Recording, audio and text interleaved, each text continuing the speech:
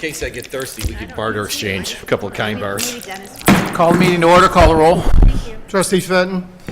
Here. Trustee Dodge. Fair? Trustee Guerra. Trustee Rusick. Here. Trustee Calandrello. Here. Trustee Carroll. Mayor Pico. Here.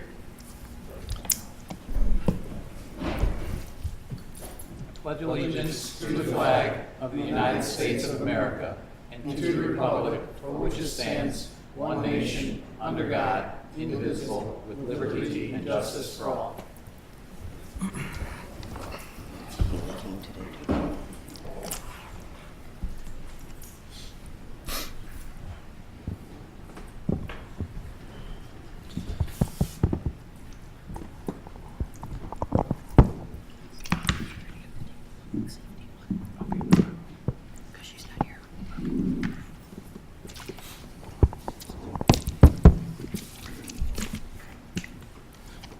Public Safety. Amending Title VI, Chapter 2 of the Orland Park Village Code.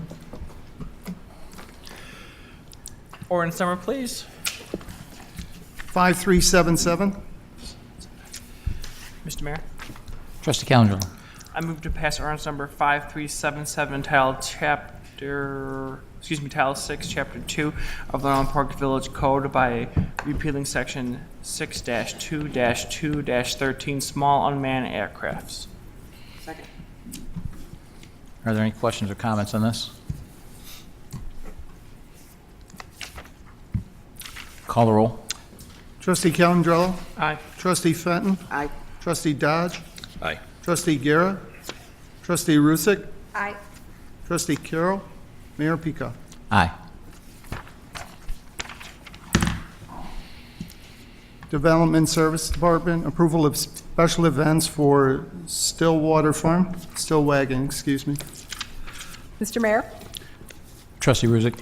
I move to approve a special event permit for the Stellwagen Family Farm for June 29, 2019, for use by Betty Stellwagen Mao, provided all special event requirements are met. Second. Any questions or comments? Call the roll. Trustee Rusick. Aye. Trustee Fenton. Aye. Trustee Dodge. Aye.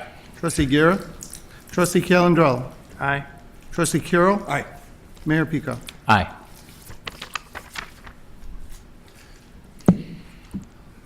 Village Center site improvements. Mr. Mayor, Trustee Rusick. I move to approve the certificate of appropriateness and the amendment to the special use permit with modifications for the Village Center Site Improvement Project located at 14700 Ravinia Avenue, as recommended at the January 10, 2019 Plan Commission meeting, and as indicated in the below fully referenced motion. Second. Are there any questions or comments?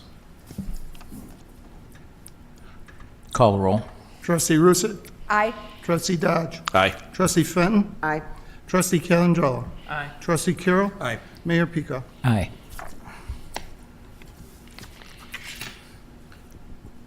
Fee for work without a permit.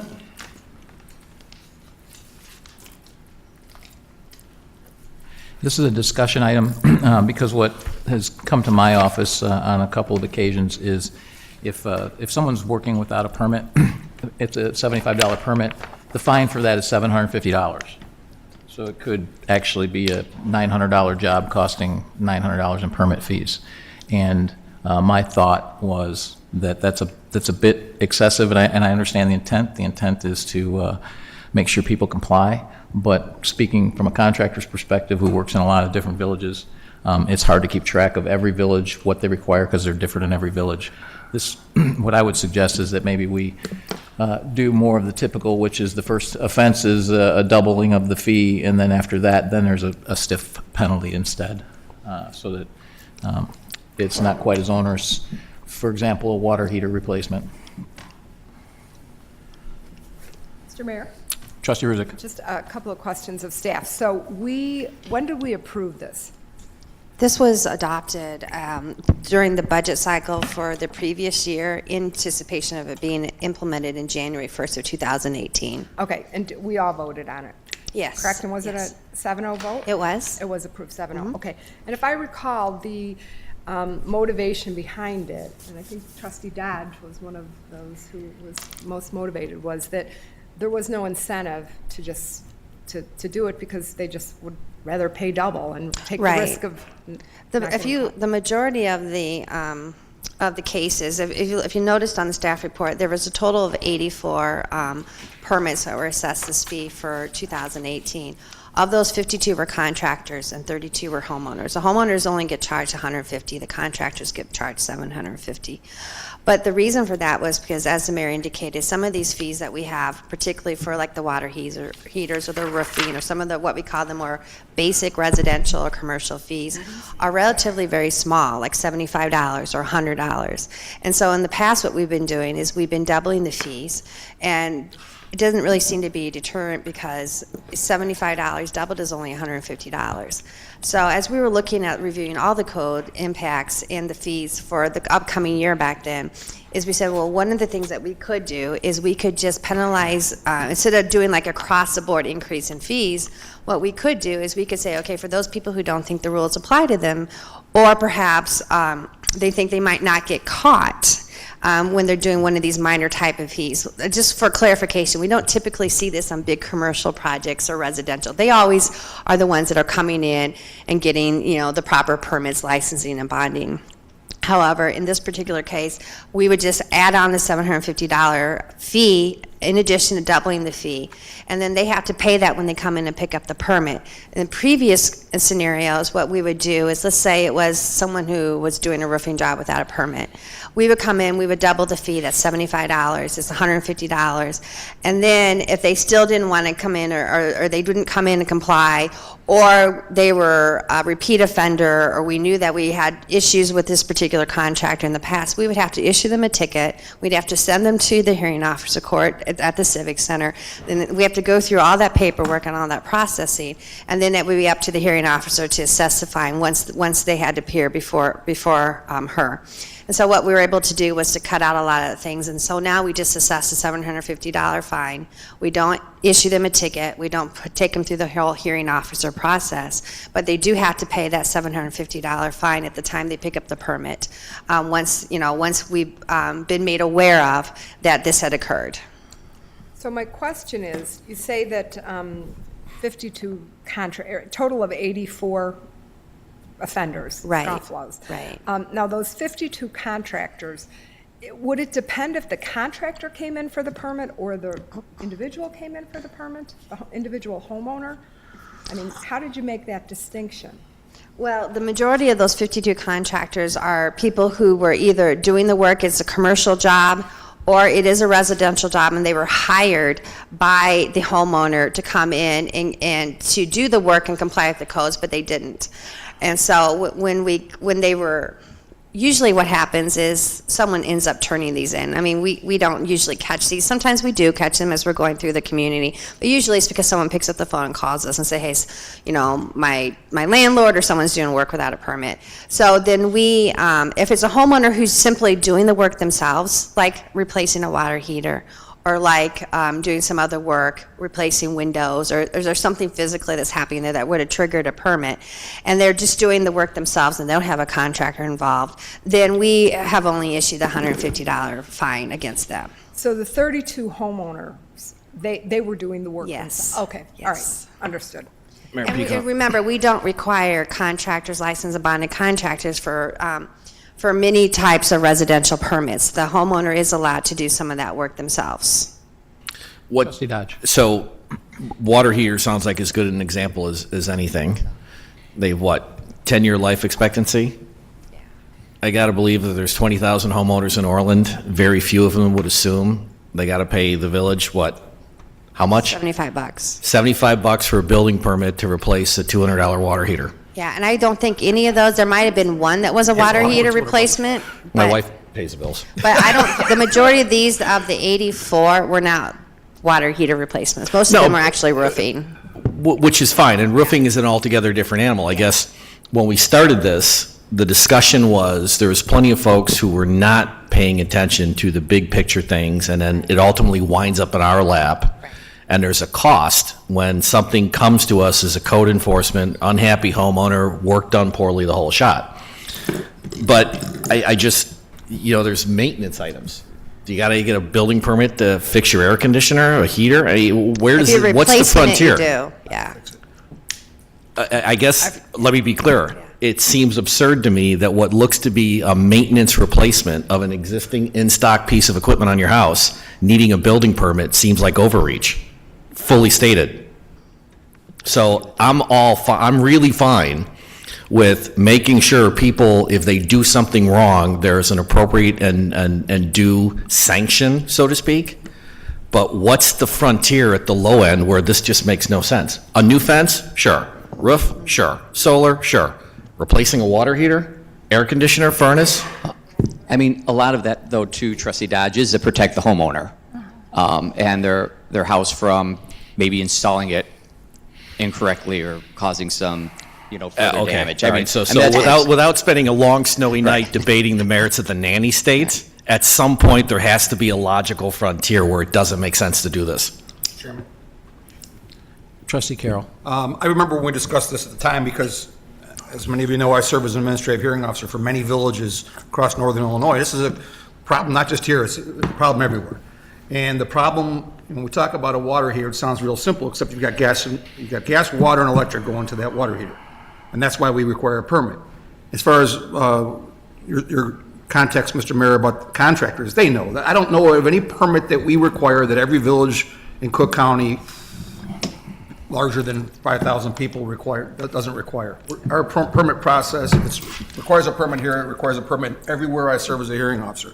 The problem is there are a lot of contractors that do work knowing full well that they're supposed to get the permit. And one of two things happens. They either push it off on the homeowner, telling them it's their responsibility, or they don't tell them and they blame the homeowner, or they just don't do it hoping not to get caught. The problem when they do the work, as many of our staff will tell you, is once they do the work, then it becomes much more cumbersome for us to do the inspection. Because now they've drywall over or they've done other things to make it much more difficult. It costs us a lot more in resources. When we had that conversation, it was about whether, if a homeowner gets caught not getting that permit, like Trustee Dodge said, for a water heater, it's 1/5 of what it costs a contractor. Contractors do know better and oftentimes try and skirt this process. And I will tell you this much, all the villages that I serve as a hearing officer for that have gone to a punitive fee structure like this, if they get caught without it, have seen a marked decrease in the number of contractors that are doing the work without the permits. Because once they realize, insert village name here, or I'll use Orland Park for this, doesn't play games anymore, and if you get caught, it's going to cost you $750. You'd be amazed. I'm sure if we look at that recidivism number for next year, that 52 contractors, 9 of which, by the way, were repeat offenders, goes down to 20 or 30. Once the word gets out that we're not playing in this. So I think 150 is a little harsh for a homeowner that might not know better, but I'm not saying our website's the greatest and we're still working on it, but all they have to do is pick up the phone and call the village hall or go on the website to see when a permit is necessary. And if they do that, then they're not going to have that fine to pay. But the contractors, I don't buy that argument for a second, because almost every time I've had a contractor in front of me, they didn't deny that they knew they had to get a permit. They just either blamed the homeowner or they just said they were too busy or whatever the case may be to get the permit. So I was in favor of this fee structure at the time that we voted it in 7-0, and I'm in favor of it again today. Any other comments? Mr. Mayor? Trustee Ruzick. So I think Trustee Dodge brings up a good point, which is maybe we need to look again at our permit requirements. I know there are other municipalities, I'm just going to give an example. To do a shed or a patio in Naperville, I think you don't even need a permit. So, I mean, maybe we need to look at that. Take a I think look. we talked about that before when a shed issue came before us, but maybe we need to take a look at those and say, why are we requiring permits in some of these situations? So I don't know whose committee that would fall under, but. That would be yours. That would be ours? Yeah. Okay. Then- Congratulations on increasing your workload. Yeah, and I would just say, didn't I would say some of those exterior permits, like the sheds and the fences, typically the reason we do those permits, like many communities do, is because of the easements and overland water flow and weekend gardeners that change the grade. And so by them coming in and get a permit, we can make sure that where they're placing those things in their rear yards are not going to cause a problem for the neighborhood or for themselves or their direct neighbors. Mayor Peacock, I'm sorry. Trustee Dodge. Chair of Trustee Ruzzi, which it's just picking up on a point that Mike raised. A professional should be just that, right? And it ought to be obvious to them, they need to contact the village. And so I think we need to figure out that frontier, and quite frankly, if we're gonna, I don't know if a whole lot of homeowners think to call the village for something that's gonna look like a maintenance item. You know, you call up fill in the blank contractor, you assume he or she's gonna do the work, and then we come marching along. Right. And the So majority. if we're gonna keep, if they're gonna keep these fees, I guess when we look at it, make an argument, then we have an obligation to tell people, Right. is a permit required? Right.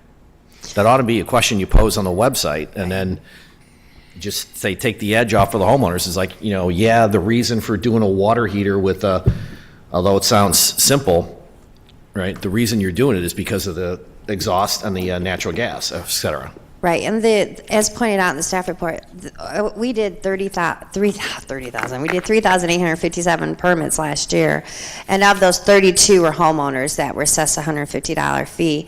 The majority of them are the contractors, and I do think in defense of our residents in Orland Park, is many times they do hire a contractor, and they assume that that contractor knows what the rules are, and they're following the rules, and they're protecting them, you know, their client. In many cases, that's not the case. In fact, some of these very same people who were contacted doing work without a permit weren't even licensed or bonded to begin with, which is another requirement that we have for our contractors in Orland Park. So I do think that there is a difference between a contractor and homeowner for certain. No doubt. Mr. Mayor? Trustee Ruzick. So can you put it on our agenda? Sure. For our next meeting in February? Yep. So I guess my final comment, it was a good discussion on this. To Trustee Carroll, I can tell you as a contractor, they're different in every town. For example, here, we have to get a permit, I believe it's an 18-inch wall. We have to get a permit. In Lamont, if it's an 18-inch wall, it has to have an engineer's stamp on it. So it's, in other towns, it's 3 feet. In Naperville, it's less than 600 square feet. You don't need a patio, you don't need a permit for a patio. Here you do. The inspections in every town are different for the patio. So it's, speaking from one industry, it's very different from town to town to town. And for small contractors, many of whom are doing the work themselves, and, you know, so they're self-employed, and they're also the crew as well, so they're very small. It's a challenge to keep up with that. So anything we can do to make it a smoother process and a cleaner process, and allow them to get more informed is good.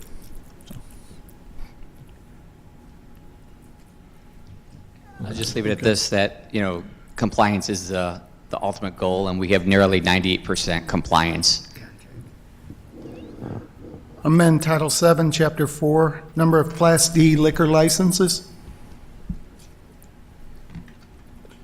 Mr. Chairman, Trustee Carroll. ordinance number, please. 5378. I move to pass ordinance number 5378 entitled an ordinance amending Title VII, Chapter 4 of the Orland Park Municipal Code regarding the available number of Class D liquor licenses issued by the Village of Orland Park, Cook and Will Counties, Illinois. Second. Just so, you know, this is for Peace Market, and they're going to sell beer and wine in their shop and location, so that's what this is for. Yes. Any questions or comments? Call the roll. Trustee Carroll. Aye. Trustee Guerra. Aye. Trustee Fenton. Aye. Trustee Dodge. Aye. Trustee Rusick. Aye. Trustee Calendro. Aye. Mayor Pika. Aye. Elected officials issues, discussion only. So I put this on the agenda. At the last full board meeting about 3 weeks ago, Trustee Carroll leveled several allegations against me, some of which, if true, would be felonies, others misdemeanors. These allegations are patently false, and unfortunately, I'd be remiss if I didn't address them. I regret that I have to take the board's time and the public's time to recount these, but these weren't Facebook rants. Instead, Trustee Carroll chose to accuse me in a public forum. So I will respond in the same forum so that everything is transparent and on the record. Thank you in advance for your patience. So first, robocalls. In reviewing the robocalls in the aftermath, there is only one consistent theme. Some unknown person or entity makes a robocall, and then an ally of the former mayor accuses me directly or indirectly of either making them or knowing who did them. The first 2 calls, it was Charles McShane, a current library trustee candidate who was supported by the former mayor.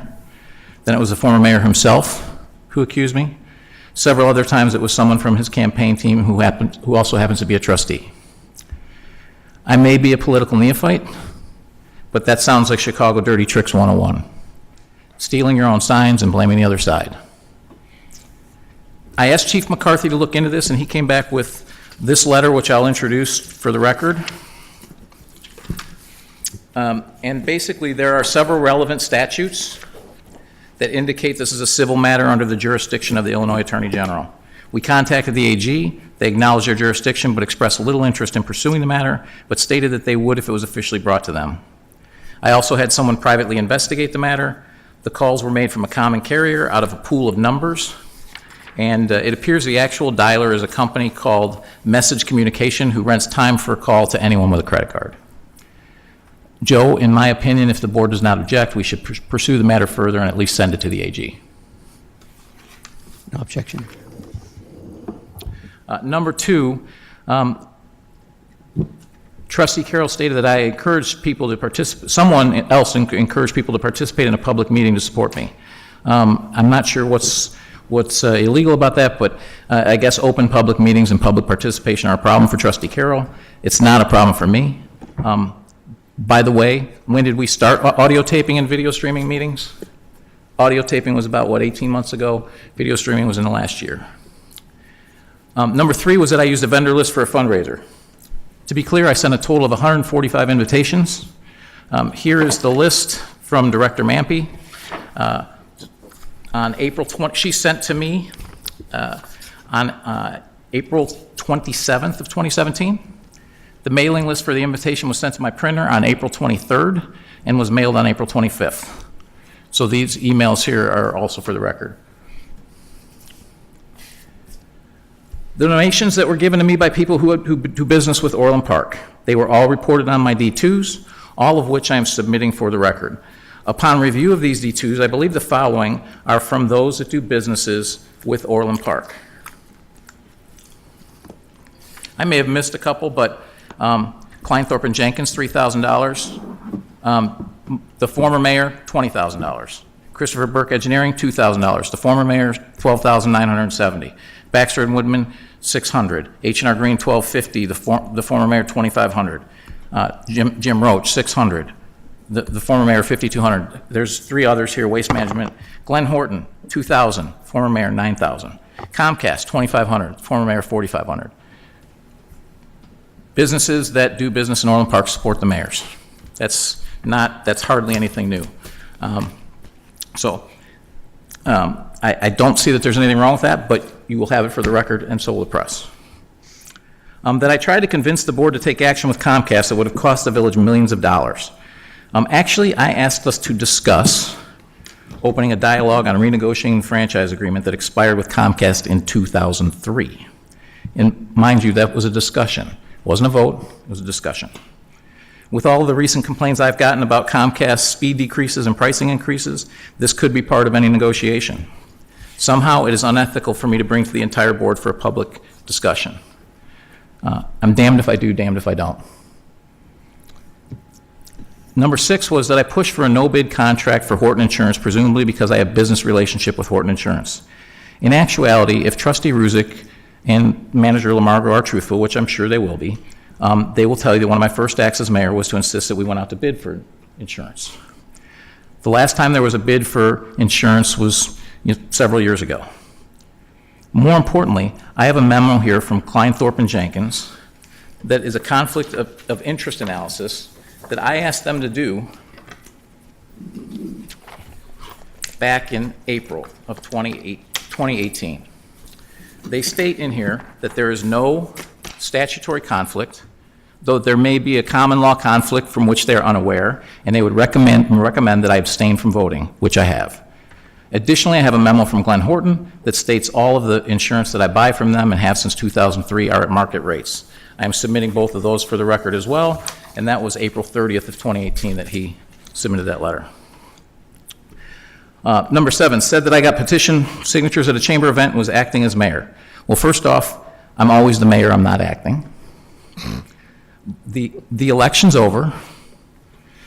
Second, I am also a chamber member. Third, I did get 4 signatures before the event began, and from 4 people that I consider friends. I believe you are insinuating that this is a prohibited political activity. That's rich. When I took office, These quick reference cards were all over the Village Hall. These quick reference cards were for phone numbers, compliments of Mayor Dan McLaughlin, paid for by citizens of Dan McLaughlin. We also have in this thing a picture of sandwiches delivered at the last election and left in front of sign-ins and polling locations that are printed Mayor Dan McLaughlin, a prohibited political activity and a violation of election law.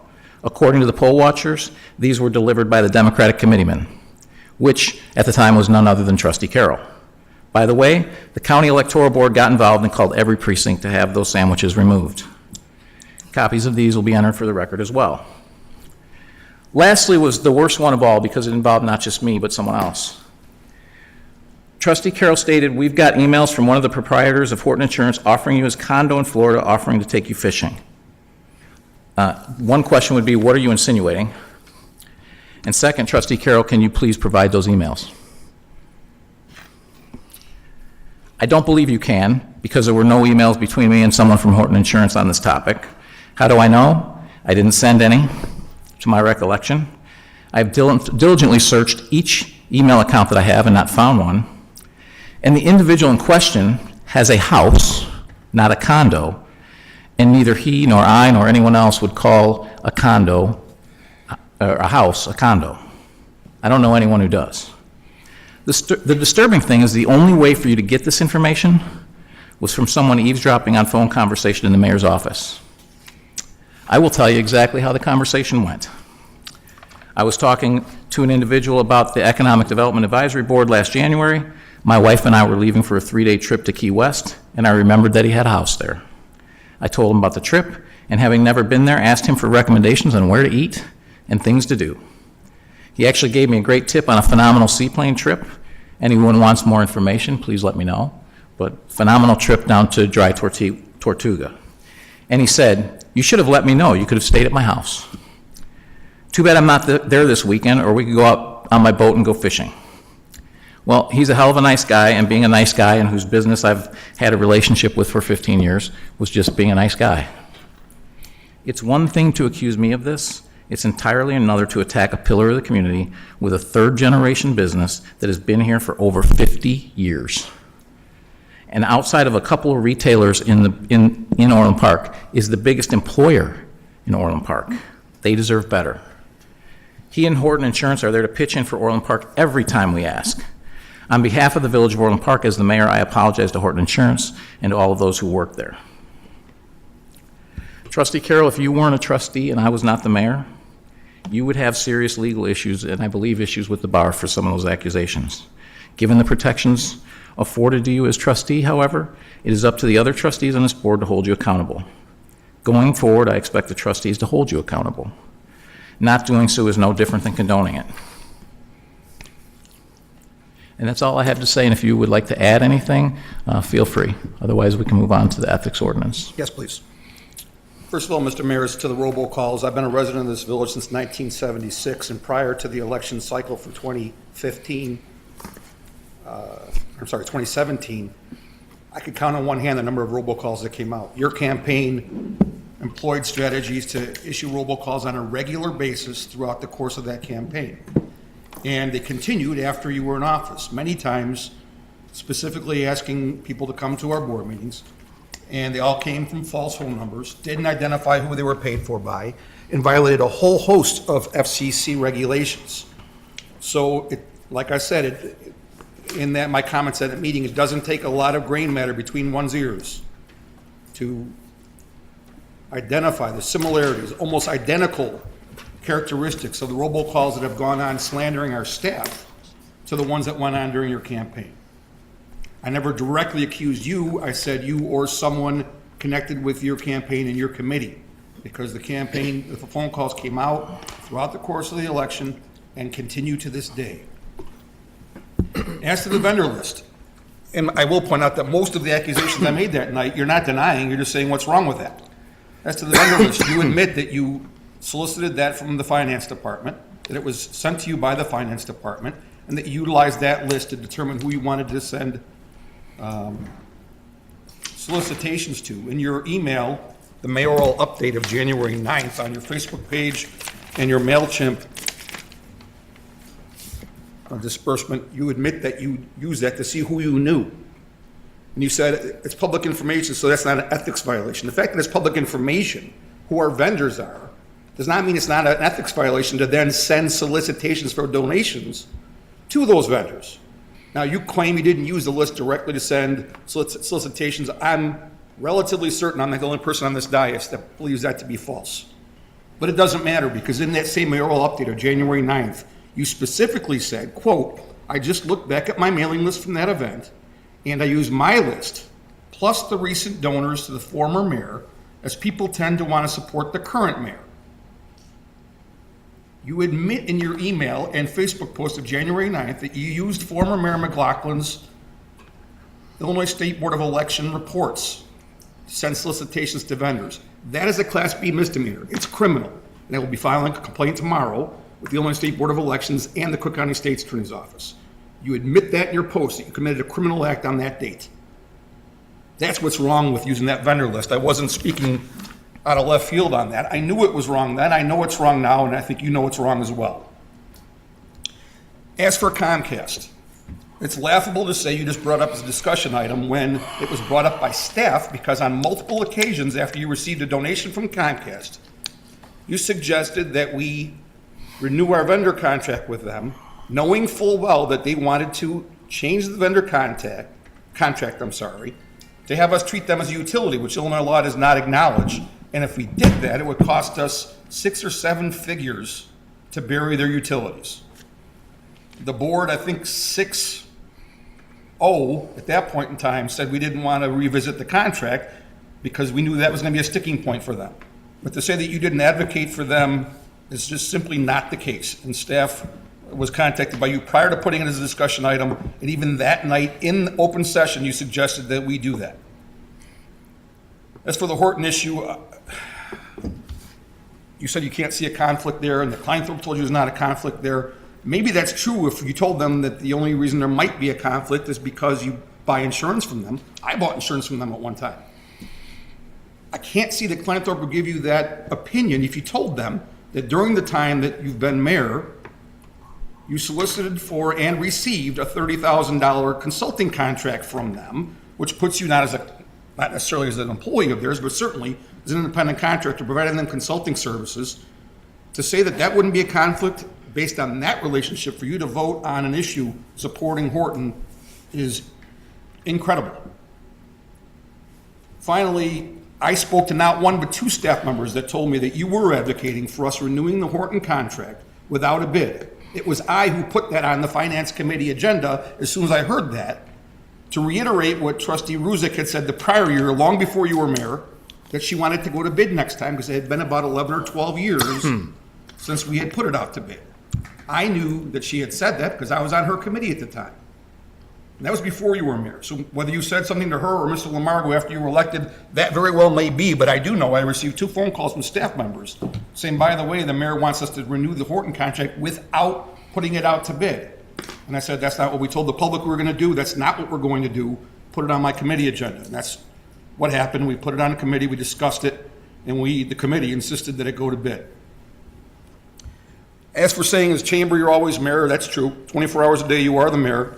However, when you are operating an event under color of your office as mayor of Orland Park, I don't think there's an elected official in the state of Illinois that would think it would be appropriate for you to circulate petitions for a candidate for office.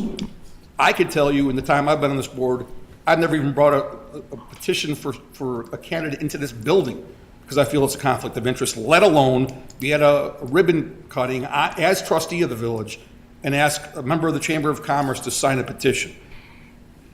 You may very well feel that there was nothing untoward about that, but I don't think that's realistic, and I've spoken with someone that did sign that petition that day, and they felt pressure to do so since you were there as the mayor of Orland Park. As for the issue with Horton on the email, how I got that information is irrelevant, but I'll tell you this much. Since you said you challenged me to produce the emails, in open session, give staff permission to give me the unredacted version of the emails that were FOIA'd by a college student last year. Give them permission to give me the unredacted version of those emails, and I would be more than happy to produce those emails. So I'm aware of the content. And I'm confident in what I had originally stated at the last meeting, when I made that accusation. So if you're saying it didn't exist and that I'm lying, give staff permission to let me have access to those unredacted emails. Now, you were saying that the protections afforded to me as a trustee are keeping me out of legal trouble. Well, guess what? Illinois law also gives me protections if what I'm saying is true. And there's not one thing I said in that board meeting that was untrue. Most of it you don't even deny. You just say, what's wrong with that? Well, again, filing complaints tomorrow with the Illinois State Board of Elections and the Cook County State's Attorney based on your own admission of committing a crime and soliciting those vendors is just the start. I'm very confident in what I said, and nothing I said was untrue. Thank you. Any other comments? Mayor Peacock? Trustee Dodge. So I guess for a whole host of reasons, guys, take it elsewhere. Quite frankly, I'm tired of this crap. You're wasting my time as a public official. That's point number one. Point number two, Mike, you do what you got to do. Keith, you got to do what you got to do. But Keith, I want to play this back to make sure I'm not misquoting you. I think you said at the end of your commentary something on this order. I'm paraphrasing, but I'm more than happy to hear the quote again. Not saying anything is the same as condoning it. Is that broadly one of the things you said in your comments? So going forward, yeah. Yeah, well, let me tell you something. I completely reject the presupposition you've buried in that statement that I'm condoning anything because I'm irritated at both sides for dragging me into a time suck like this, and you're in no position to say anything that's this moral high-handed to me. So let's just knock this crap off and get back to the business of people of Orland Park, because I'm tired of this crap. And I would like to use a much stronger word, but I think we're being taped. Any other comments?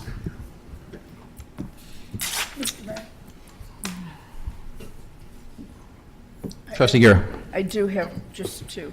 As far as the sandwiches go on the polling day, I think if you look back, both parties would acknowledge that they used to do that together. It was a Republican and it was a Democrat, and they decided to bring the judges lunch. It wasn't a big deal.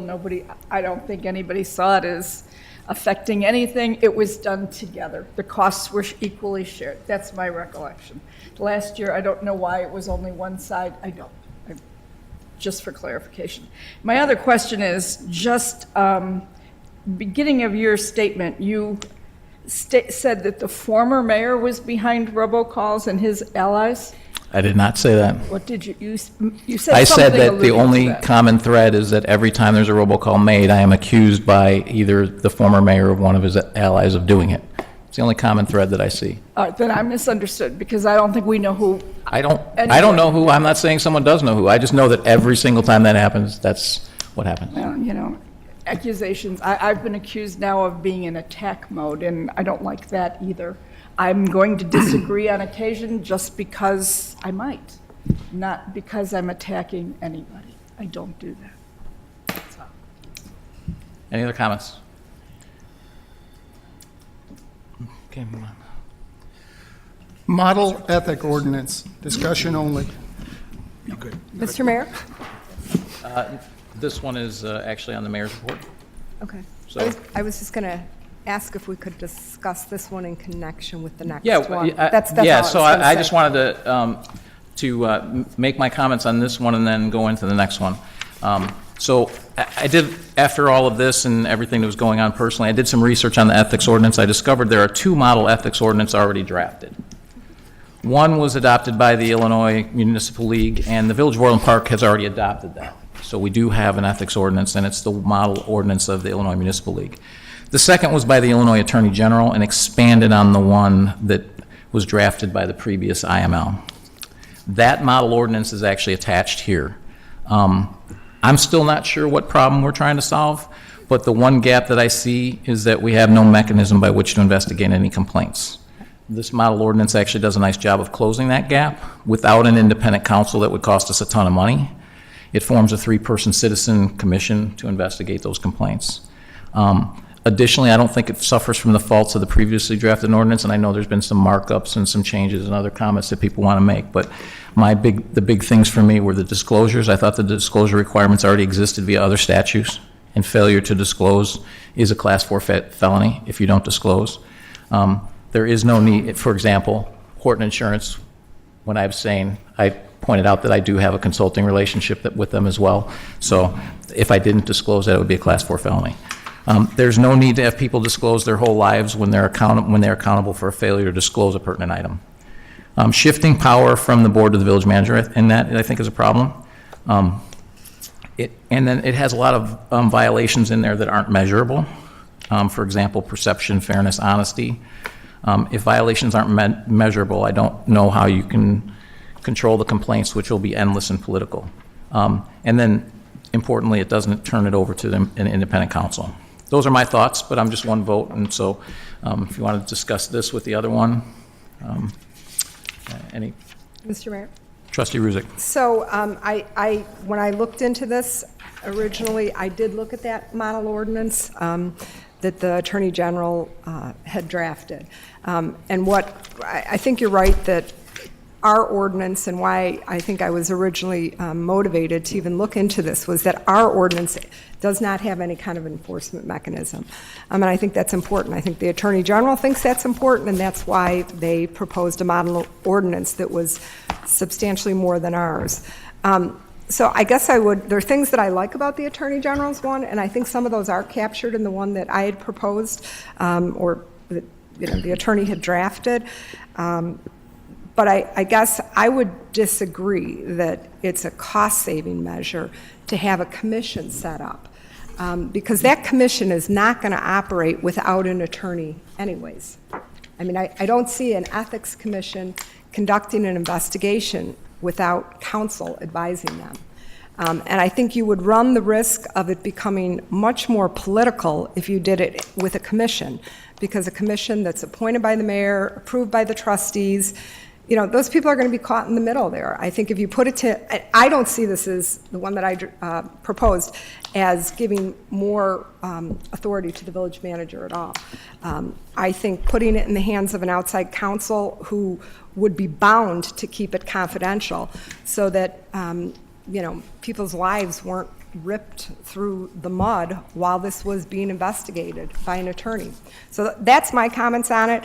And I do like the one that I proposed because there is this upfront disclosure.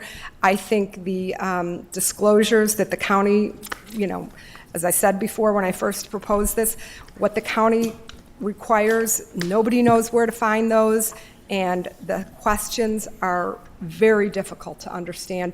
And if they're difficult for us as elected officials and commission members to respond to, they're even more difficult for the public to read and say, what was just disclosed in there? So this one, I think, is much more straightforward.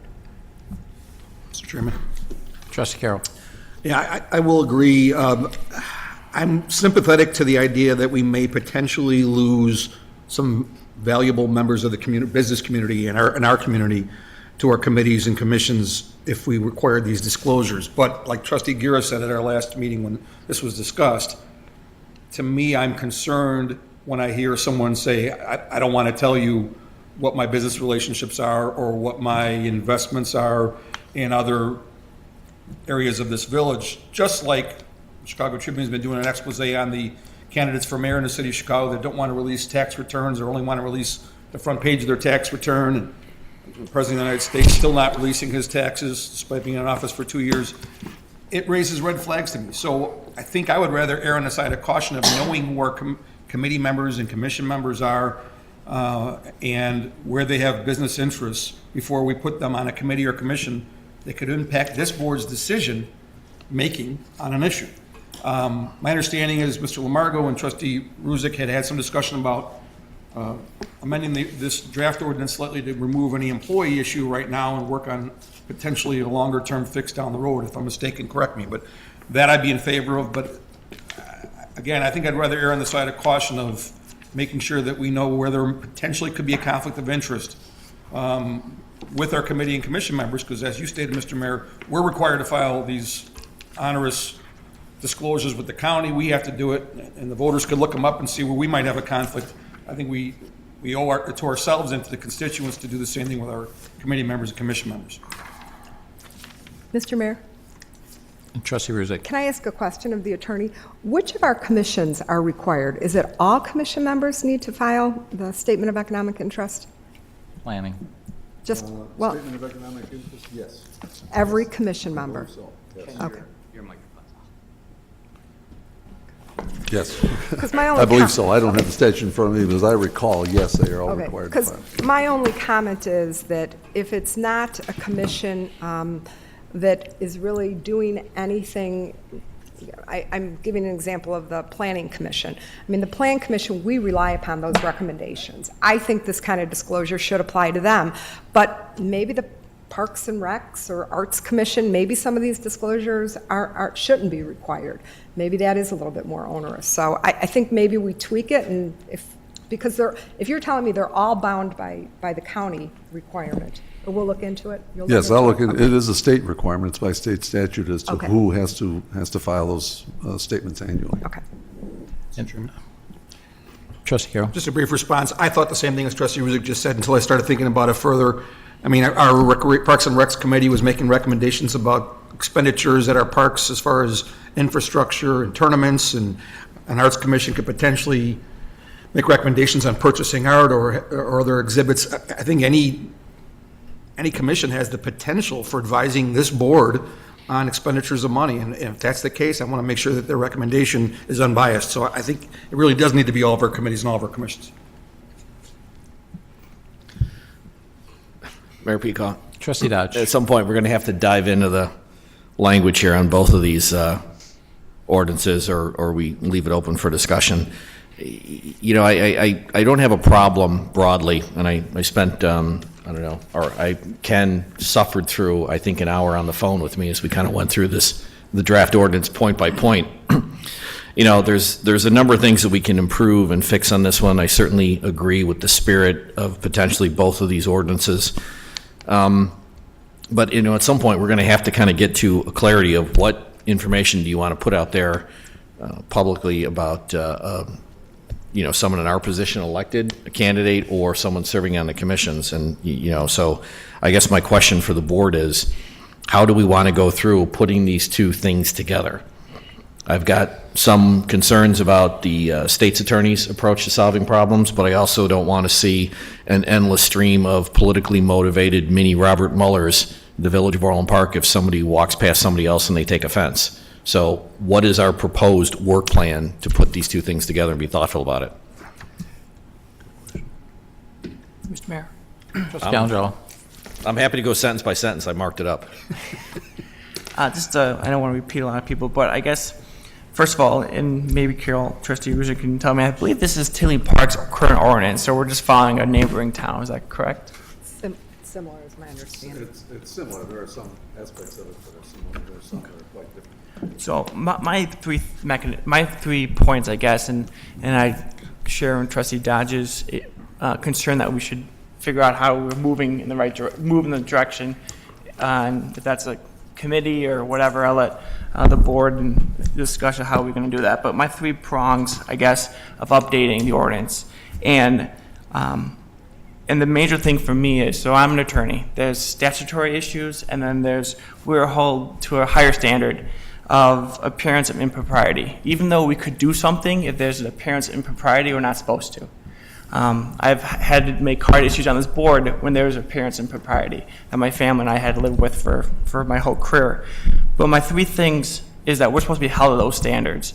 And the 3 things I would make sure that comes out of this are A, that if anyone benefits from the services, so if you're benefiting because you're a trustee, because you're a mayor, that it's proactive disclosure. You disclose that. I don't care if you take it or not or whatever it is, but the public should know that. And that's everyone has their own set of morals, own set of ethics, and I just think whatever benefits you're getting from a vendor, from someone from the village, because you're a trustee, because you're a commission member, should be disclosed, and that's proactive.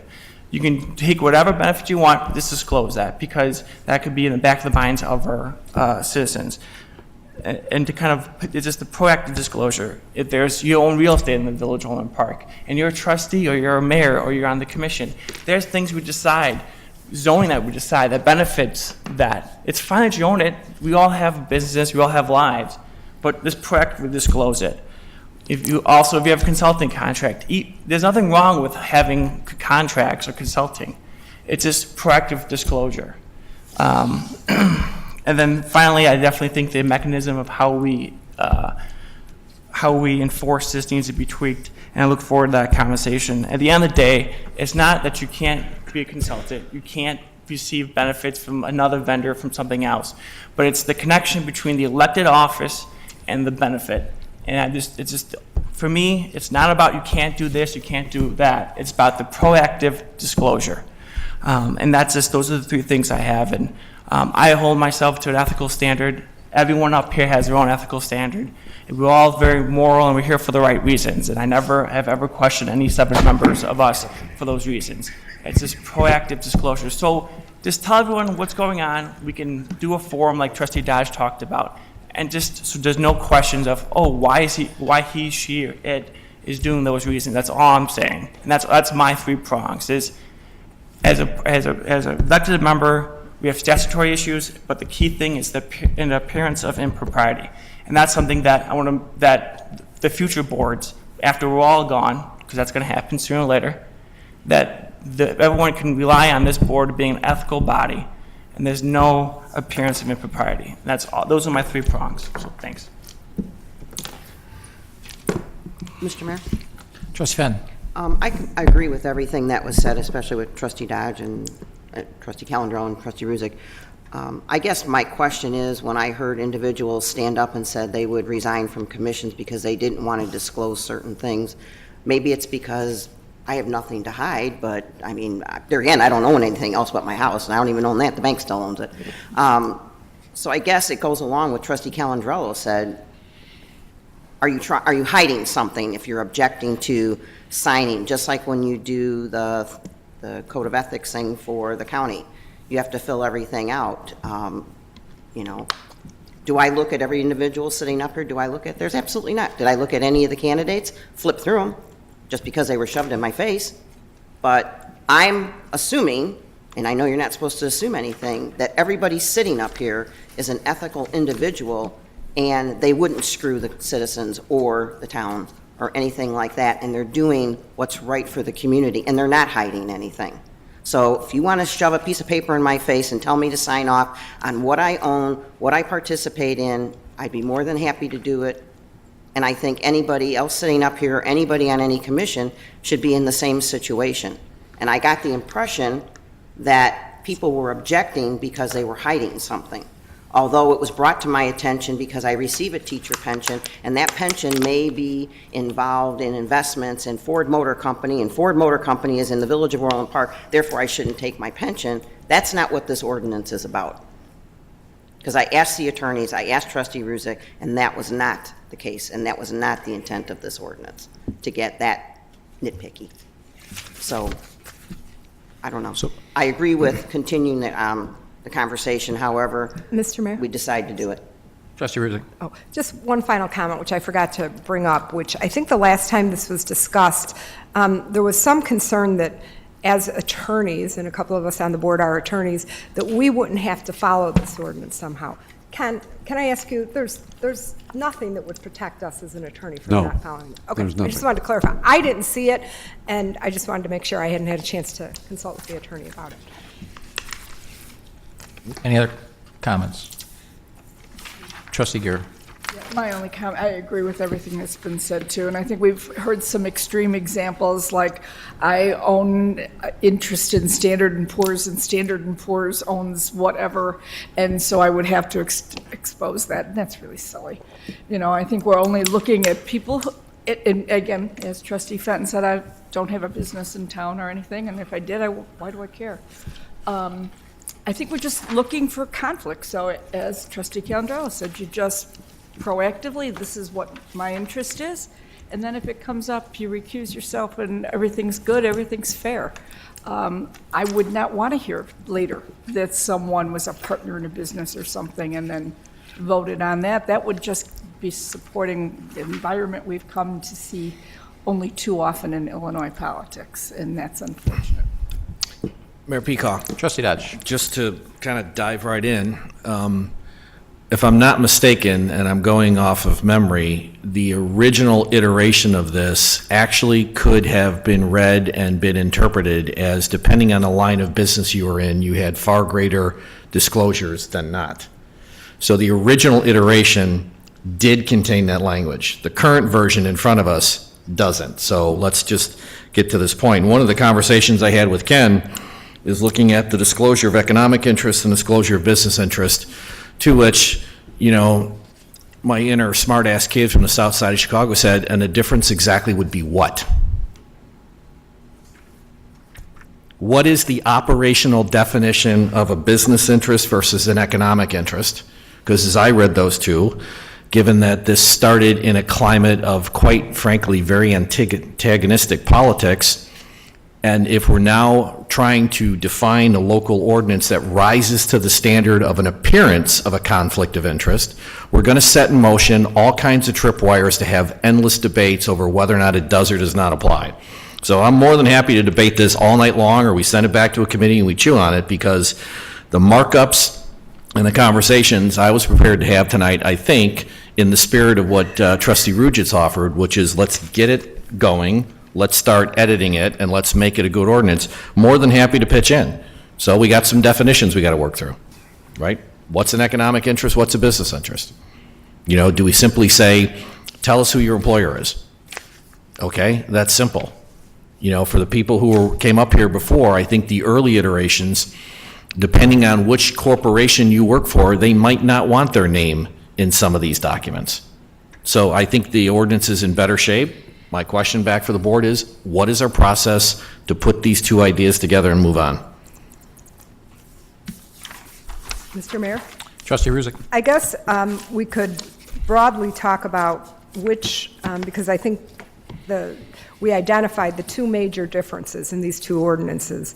The one as originally proposed had a disclosure, a proactive disclosure, and it also had a different means of an enforcement.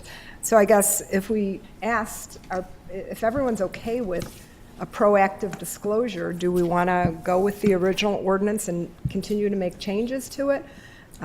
Or do you like no disclosures? In which case, the Attorney General's ordinance may be more appropriate. Might be a starting point. I'm just trying to say what's the next step. I guess the question versus disclosures and not disclosures is there already are disclosures required. So we do have disclosures that we have to make. We all make them. And I believe the boards, I believe Attorney Fricker is correct that they all have to sign their economic interest disclosures. And I think we have only one board that actually votes on things and sends them to us, maybe two if you include the police hiring. So there's only two. The rest of them are all advisory.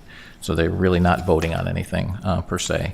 But there's a difference between saying you have to disclose everything proactively, and the question becomes how far does that go as far as clients that do business with Orland Park, when you may have a lot of clients, or you may do work for the principal who does work for who's the owner of a business and you don't even know. So I guess that's one question that would be open. Clearly, if you're in a situation like you and I are with Horton Insurance, we acknowledge that we have this issue and we abstain. And that's required. If we don't, it's a Class 4 felony. So I guess the question becomes is it that we have to disclose our whole lives for everyone for public record to be on record for 5 years, or is it if there's a conflict, you are required to disclose it? And if you don't, there's severe penalties. I guess it depends on which way you want to approach the disclosures. Does everybody want their whole life out there? I think that's what you're hearing from people, is that maybe they don't want their whole life out there. And none of those people that spoke, by the way, would not disclose if they had a conflict. But none of them, they're also all advisory boards. So. Mr. Mayor? Trustee Ruzzi. Just on the comment of what we already disclose. So when we make those disclosures to the state, or as required by the state, it's about the sale of assets after the fact in the prior year. So this is a disclosure. For example, I'm using real estate. Here you have to disclose your current interests. After the fact, it's kind of too late. If somebody was on a plan commission and had an interest in a piece of property and never disclosed it, and again, I understand it would be a felony, but it would be nice to have known that up front, or anyone here on the board. So what we are required to disclose on the state is after the fact. I think Trustee Calandrella is pointing to the spirit and intent of this ordinance is there's an upfront disclosure. Mr. Chairman. Trustee Carroll. Just as one board member, my thought is, I'm okay with trustee Ruzik's work so far as a starting point. Apparently, several members of the board have one or more items they'd like to see tweaked, removed, modified, added. Maybe we just send it to her committee if that's okay, or just kick it to a date certain, have everyone submit those potential modifications to that draft to trustee Ruzik and staff, and bring it back again. Because it sounds like, at least I'm okay with her ordinance to start with. And apparently even trustee Dodge, you made mention that you have some issues you'd like to see changed, but I think it's a good template to start from. Yeah, Mayor Peacock, it's just, I don't have a problem continuing to work on both of them, because I think there's some value in both of these. One of the things that Ken and I spoke about at length was one of the sections, one of the early sections called out a number of things that would be, I'll just call them ethics violations in Orland. Got it. I suggested one of the changes we might work on, and we could talk about this at committee, was how do you then, like the draft ordinance from the state's attorney, get it up front that the Gift Ban Act and all the Prohibited Activities Acts under the state apply, and then these are an addendum or additional things in Orland Park. And, a lot of the language or markups that I talked to Ken about were, quite frankly, getting rid of some things that I thought were vague enough to create problems down the road. So it's a little, in my opinion, crisper on, if you do this, you just create an ethics violation. But I don't know, Carol Ruzic, to your point, I don't know if we've really got a good, effective way to, if somebody violates the ordinance, including some of the upfront disclosures, we've got a way to enforce it, which is, so we can push them together. I'd be okay with that. I'm fine with it going to committee for more discussion, and if you let me know what's on that committee, I might join the committee for the discussion. Mr. Mayor? I am entitled to join. I just don't can't know. vote. Do we get a vote on this one? I'll let you know when we're done. Can I just make a point regarding procedure? The original ordinance that was put before this board was tabled. The ordinance that you're discussing now is a substantial revision to that original ordinance. So I presume what you're going forward with is the revised ordinance. This ordinance, for example, the one that you're discussing now, eliminates the employee conflicts. It only deals with commission and committee members as well as board members. These were both substantially different ordinances, not the same ordinance. Yeah, That no, was our understanding, and they were discussion only. Right, and Mayor Peacock, to build on that point, one of the things that, again, if memory serves, we asked Ken to pull anything out about employees with the specific acknowledgement we were going to create a separate ordinance that addressed stronger whistleblower protections, but also, quite frankly, there has to be an appropriate level of sanction if an employee violates the code of ethics for employees. So that's another ordinance we're going to have to draft. I just thought it made more sense to separate officials from employees. Yes, that's correct. So as long as that's a work in progress, or can be. Yeah. In our policy manual, though, we do have procedures in place for employees that do not behave ethically. Yeah, and Mayor Peepo, if I may, it's, Joe, just as an opinion, I got it, but given our form of government, Right.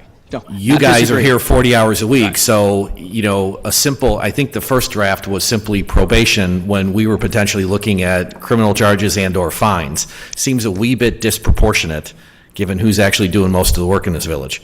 Yeah, not disagreeing with you, just want to let you know that until such time, we do have something in place until you. Yeah, no, I got it. That was my only. Thank you for that, Joe.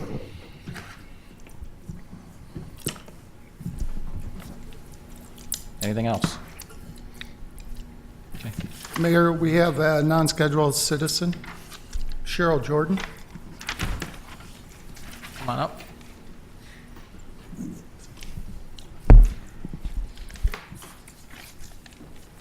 Mayor and Deputy Clerk Griffin and Board of Trustees.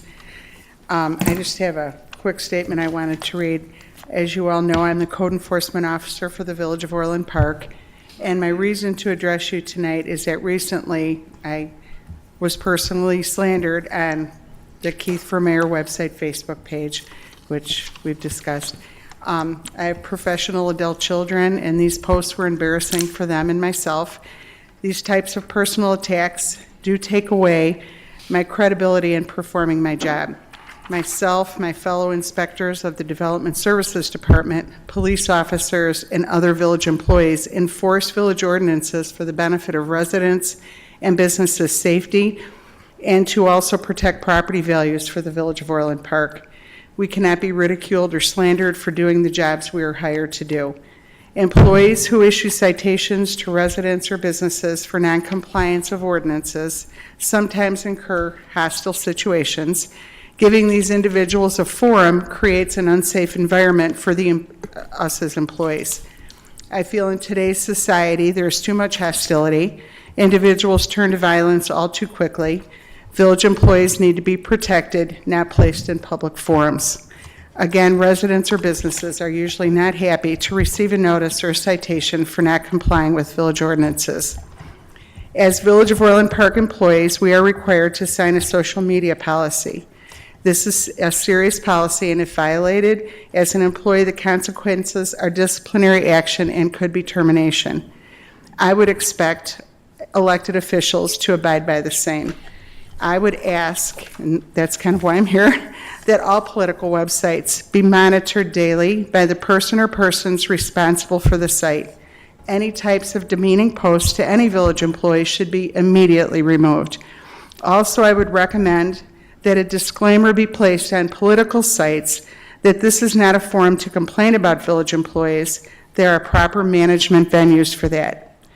And why can't we be kind? These political websites they shouldn't have to be demeaning to anyone.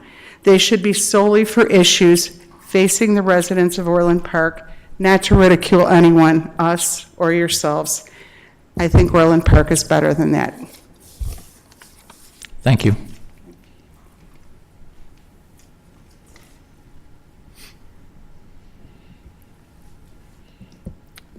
Any comments? Board comments, Trustee Carroll? Just want to remind everybody that the police department is the warming center. Sorry to take your thunder. It's the first thing that came to mind. Stay warm out there. It's going to be very nasty the next few days. Oh, sorry about that. Our police department is the village's 24/7, 365 warming center. Please check on your neighbors, seniors, anyone that's living alone, and be safe. It's going to be very nasty the next few days. No further comments. Thank you. Trustee Garrett? I would just repeat what Trustee Carroll said. The police station is our designated warming center because it is open 24/7. So anyone who has any kind of issues or needs, that's a good place to start. And other than that, I know we had a code red call go out today, warning residents that, little things you can do to keep your house safer. I know I took heed, Mr. Keating, and I canceled my setback on my thermostat, so it will hopefully serve me well. And, we have contractors in town if you need their help. Good luck. Good luck to all of us. This is going to be something else. That's it. Trustee Fenton? I'd like to make a comment about Cheryl Jordan's comment because myself and my daughter were also bullied and slammed on that same post that was on there. And there was another one that was just put up. So this is the third one. And I will state, anybody politically wants to come after me, that's fine, but my family is off limits. My daughter has no clue who this individual is, and it's the same individual that went after Cheryl. So, I am not on Facebook. My daughter's on Facebook. My daughter and son are both in the business world, and this is not good, and it needs to stop. I personally have no control over it. I've spoken to the mayor about this. He said that he doesn't check his Facebook every day, whatever, and that the third one now is down. The last two didn't say a name, but it's pretty obvious. But also this third one also affected another trustee on the board too, because her children also felt the same ramifications that it was about them. So I would hope that this does stop. Like I said, you want to come after me politically, fine, but my family is off limits. We've been through enough. We don't need anything else.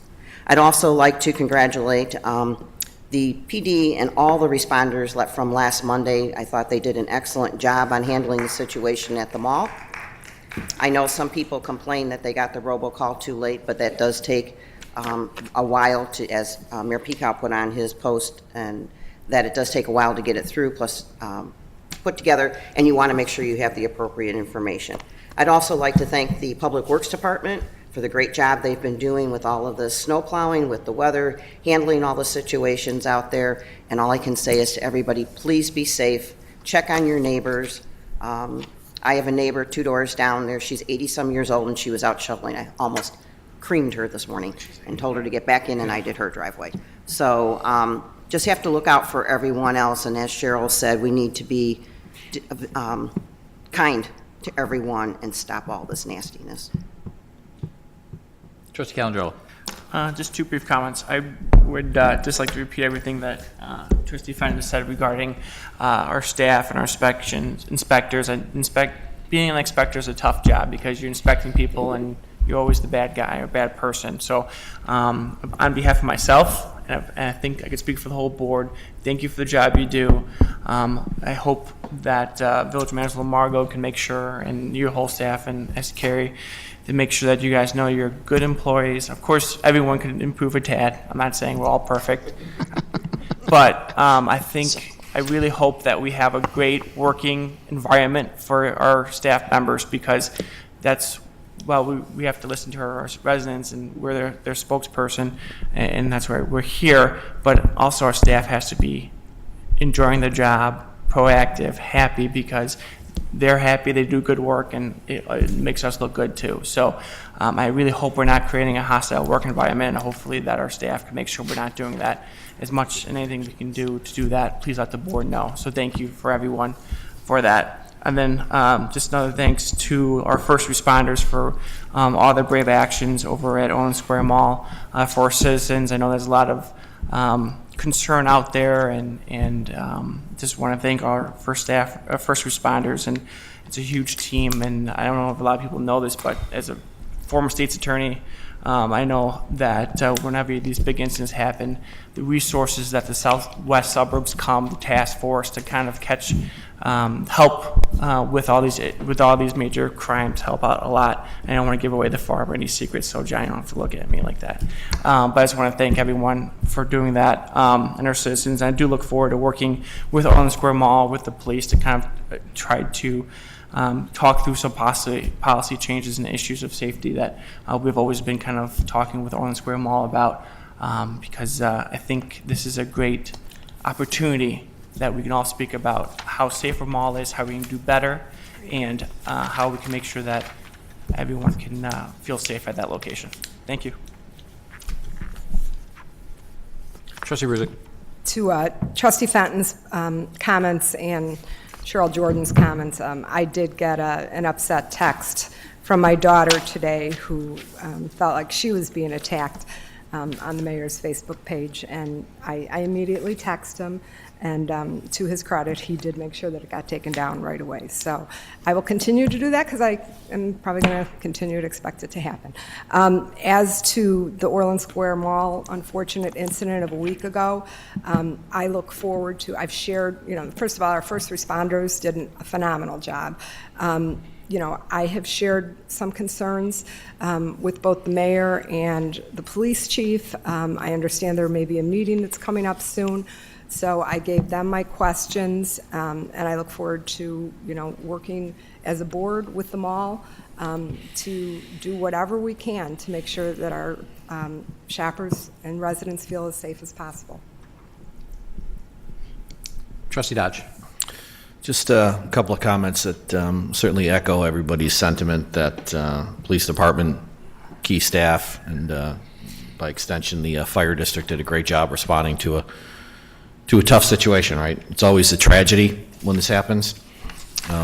It's kind of a shame, right? A tragedy, I think, is the right word given what happened, but I think it's kind of a broader issue in America, not just in Orland Park or the state of Illinois. So again, thanks to everybody who did that, and I think that in the spirit of the other trustees, certainly look forward to ongoing discussions with the mall about what we can do together to continue to invest in its safety and our ability to do first response, because in this day and age where unfortunately there's way too many incidences like these, tighter collaboration in a public space like that's kind of important. So that's point number one.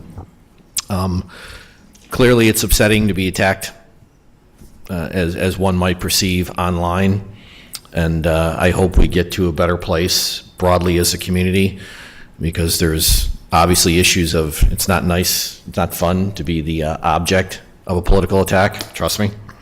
On the other hand, that's, I think, largely protected First Amendment speech, and people unfortunately have a right to be jerks. And how we prevent some of that stuff happening and how it stops coming back into a public forum funded by the people of Orland Park when we're here to do public work as opposed to having political discussions. I sincerely hope that as a community we can broadly start working our way back towards that piece. And, you know, if you get attacked online, if it becomes unfair, slanderous, or libelous, and I've got a couple of lawyers on the board who could help me figure out the definition of those, then there's cause for action.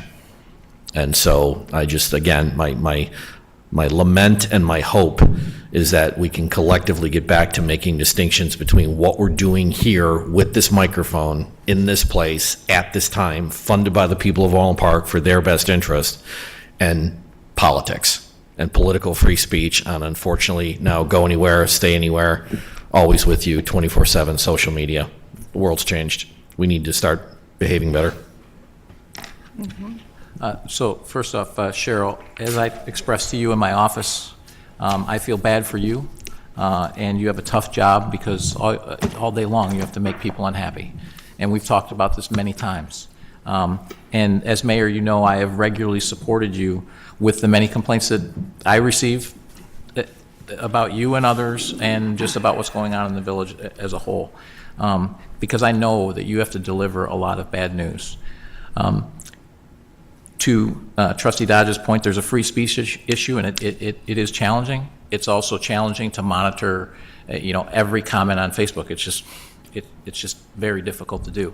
I will say that when I found out about yours, through a notification actually, and I just found out today that I don't get notified when the public comments. I only get notified if someone who I'm connected to in some way comments. So as soon as I knew, I took it down, as today I did with Trustee Ruzick. And I will say, Joe, we have someone regularly monitoring ours, correct? We do. We do. And what did I do the other night? We had a couple of comments that were on Facebook that were inappropriate on the village site that I just happened to be looking to see what people were saying, and we had missed it. And I'm not going to make a big case out of it because there's so much there and you have to click on them all, and I just happened to see these two comments. I immediately texted Joe, and probably within minutes they were down. So that's what I would encourage people to do, is if they see comments that are unacceptable. I don't think anyone here wants unacceptable comments. At the same time, none of us can control, and there are plenty of people on other sites that say things as well. And personally, as with Trustee Dodge, and others up here, we've been subject to plenty of political attacks on Facebook. I just ignore them, but we're elected officials, so it's part of the gig. If you just let us know, we'll take it down. So that would be my suggestion is please do that.